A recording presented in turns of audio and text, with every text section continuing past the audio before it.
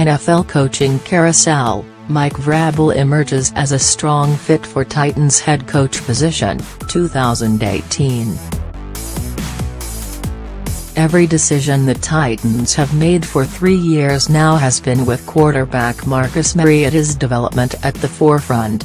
When they fired Ken Whisenhunt halfway through 2015, the beheading the Titans quarterbacks were taking early that season pushed the issue.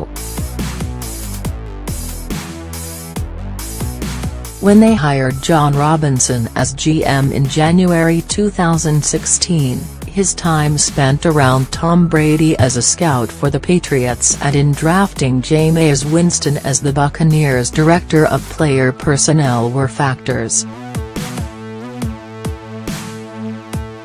And when Mike Mularkey was given the head coaching job full-time, it was largely because he'd fixed the aforementioned protection problem. So the Titans are about to hire an offensive guru as head coach, right? On Monday, 2 head coaching spots were, for all intents and purposes, filled, and another one opened up.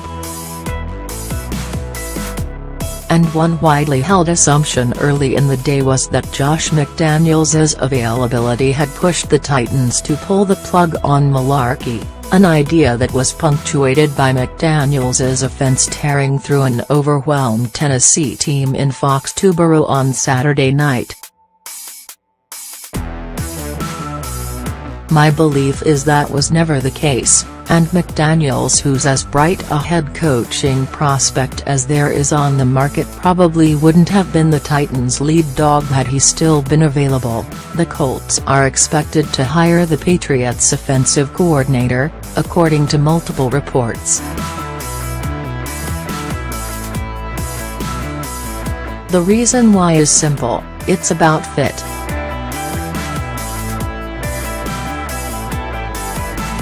Over the last 2 weeks, as news of Mularkey's employment status was widely reported and written about by the media, the trust between Mularkey and Robinson fractured, and that was a piece of why talks on bringing Mularkey back broke down over the last couple of days.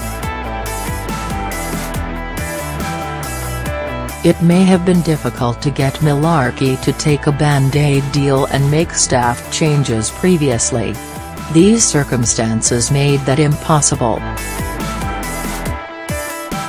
Now the Titans will look to find alignment, and the first man they requested to interview, Texans defensive coordinator Mike Vrabel, is seen as a better match for the team's brass than McDaniels from a personality standpoint.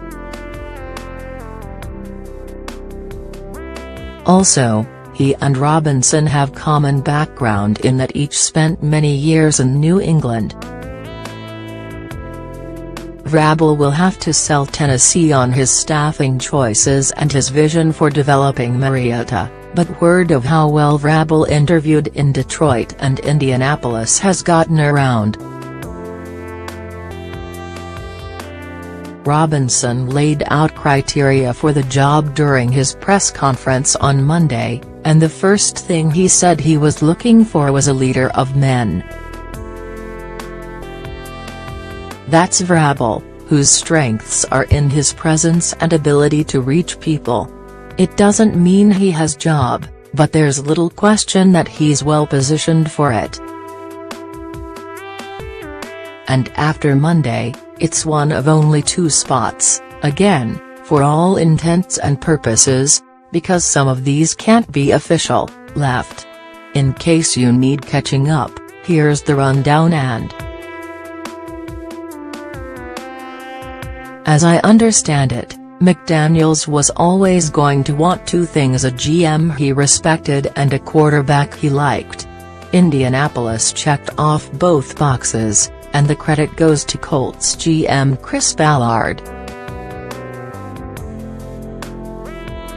Ballard and McDaniels built a rapport over the last year and, as ESPN's Seth Wickersham reported, Ballard worked to repair the team's Deflategate-affected relationship with the Patriots, something that resulted in the Jacoby Brissett trade. Having the foresight to know those things might matter is a tribute to the foresight of Indy's second-year personnel czar. As for the quarterback, I'll say that McDaniels must have been satisfied with what he saw in Andrew Luck's medicals to take the job. Others who went through there felt like Luck would be fine, and those coaches leaving the building were encouraged as well. When Luck left for Europe in October, he was noticeably lighter. One coach estimated he'd lost 20–30 pounds than when he last played. Luck returned to the building during Week 17, having put the weight back on. He looked like Andrew again, the coach said. The plan has been for him to start a throwing program this month, and that'll tell the tale, but his ability to return to fighting shape qualifies as a good sign.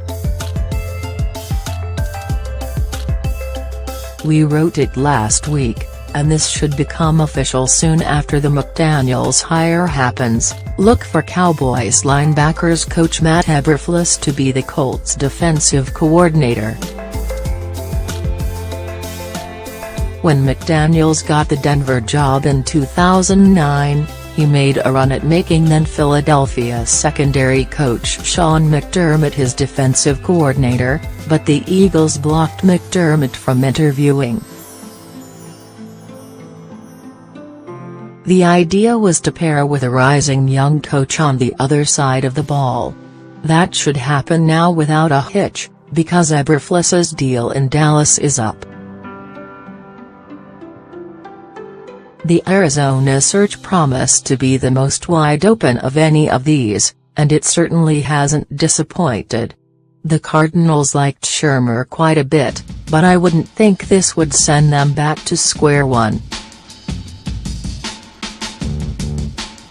Panthers defensive coordinator Steve Wilks is in the mix there, and part of the pitch there is that he'd bring Eagles quarterbacks coach John DeFilippo, whose contract in Philadelphia is up, with him as offensive coordinator.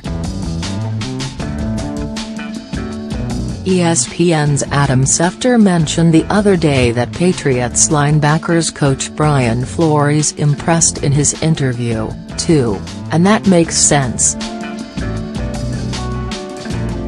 Some in New England believe that Flores has a chance to wind up being the best eventual head coach to go through Bill Belichick's program.